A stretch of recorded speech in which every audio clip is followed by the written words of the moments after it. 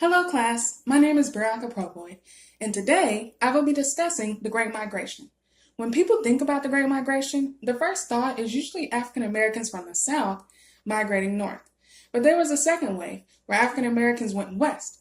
During the second wave of the Great Migration, which began in 1940 and ended in 1970, over 500,000 African Americans from the South went to the Midwest and the West. The primary reasons for this migration were just a tad bit different from the reasons why they went north. For decades, African Americans have been migrating north, but once the United States entered into World War II, African Americans set their eyes on the West. Some of the cities African Americans migrated to were Los Angeles, Oakland, Long Beach, and Richmond. Most of the African Americans who migrated to California came from Louisiana, Texas, Oklahoma, and Arkansas. For this migration, the push-pull theory and Ravenstein's laws of migration fit perfectly.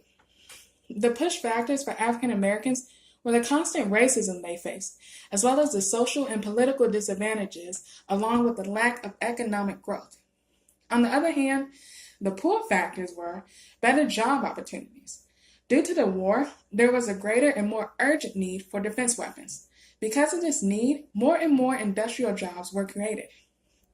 Another pull factor is that many African Americans already had families in the West.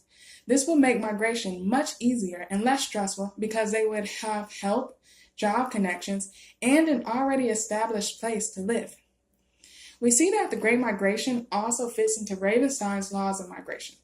For example, he noted that people that come from agriculture areas were the ones that tended to move to industrial places rather than vice versa. The South focused primarily on agriculture, whereas the North and the West tended to be more industrial. In the West, the jobs tended to be higher paying based on skill, though some jobs were very hazardous. One example of this is the disaster at Port Chicago occurring in 1944, where military weapons, ammunition, and equipment exploded, killing over 200 African Americans. While the jobs could be dangerous, the benefits outweighed the cons. Whereas in the South, your position was determined solely on your status. African Americans, regardless of how skilled they were, had to work in lower paying positions that allowed for no economic growth.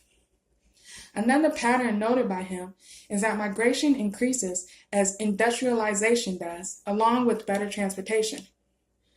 While settling down in the West was easier thanks to African American communities already being there, getting to the West was even easier thanks to the improvements of transportation.